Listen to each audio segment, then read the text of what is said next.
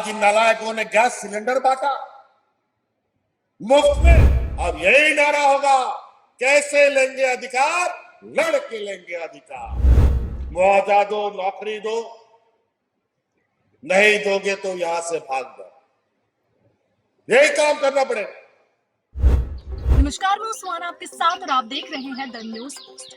चंपई सोरेन को लेकर झारखंड में इस वक्त सियासी घमासान मचा हुआ है और इसी सियासी घमासान के बीच अब उसी चंपई सोरेन के गढ़ सरायकेला पहुंचे मुख्यमंत्री हेमंत सोरेन, जहां नारी सम्मान के बहाने अपनी शक्ति का एहसास दिलाते हुए भाजपा पर हेमंत सोरेन जमकर बरसे।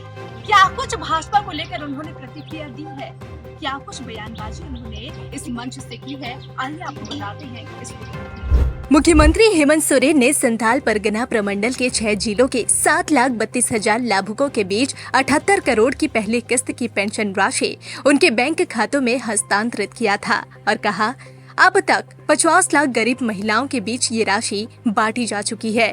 भीड़ को देखकर मुख्यमंत्री ने आश्चर्य व्यक्त किया और कहा कि हम काम करने वाले हैं और काम करते रहेंगे। उन्होंने यह भी कहा कि आज की अप्रत्याशित भीड़ इस बात का संकेत है कि राज्य में जेएमएम के नेतृत्व में बनी सरकार मजबूत और लोगों के भरोसेमंद है। आज इनके पास इस राज्य के, देश के गरीब, गुरुआ, आदिवासी, दलित, पिछड़ा, अल्पसंख्यक को स्वावलंबी बनाने के लिए पैसा नहीं है। हमारे राज्य के गरीबों को आवास देने के लिए पैसा इसके पास नहीं है।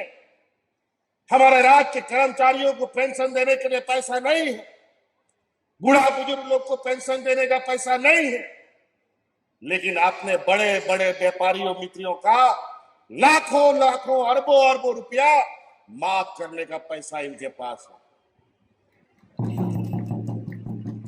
भूखा गरीब मरे तो मरे, इनको कोई चिंता नहीं। व्यापारी लोग नहीं मरना चाहिए। हेमंत सोरेन ने भाजपा पर रोजगार के अवसर खत्म करने और देश को बेरोजगारी की ओर धकेलने का भी आरोप लगाया। उन्होंने कहा कि केंद्र सरकार की नीतियों से युवाओं को रोजगार छीनकर बेरोजगार बनाया जा रहा है। सरकार के कार्यों को देखकर इनकी आंख में आंख फटी पड़ी है।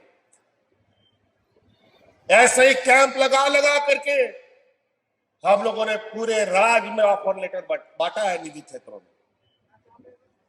और हम लोगों ने कानून भी बनाया है कि इस राज्य में जो भी कंपनी होगी उस कंपनी में 75% हमारे स्थानीय नौजवानों को नौकरी होगा। यही कानून हम लोगों ने बनाया है।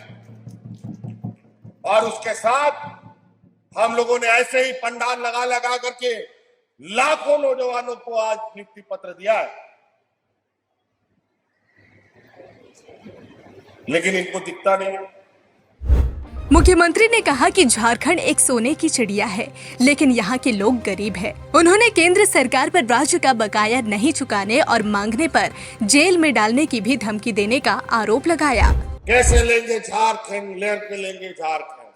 अब यही नारा होगा, कैसे लेंगे अधिकार, लड़के लेंगे अधिकार।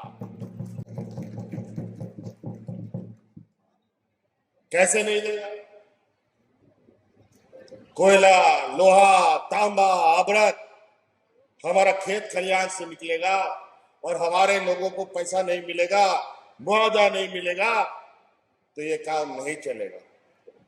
अभी तो लड़ते झगड़ते 4 साल बीत गए, ये 5वां साल चल रहा है। सरकार बनने के बाद राज्य में हो रहे खनिज संपदा द्वारा जितना भी खनन कार्य किए जा रहे हैं, एक एक कंपनियों के साथ स्थानीय लोगों का हिसाब किताब चुकता करने का काम किया जाएगा। मुआवजा दो, नौकरी दो, नहीं दोगे तो यहां से भाग दो। यही काम करना पड़ेगा। सोना का चिड़िया इस राज्य को बोलने वाला बेचारा यहाँ का लोग फटे हाथ। इस राज्य का 1,36,000 करोड़ केंद्र सरकार नुआ राज्य बकाया बाएमो करता है। एक लगातार नुआ बखरा उनको देने पे मेनते चिट्ठी पत्री तो है और इना लटू पैसा अगर नुआ को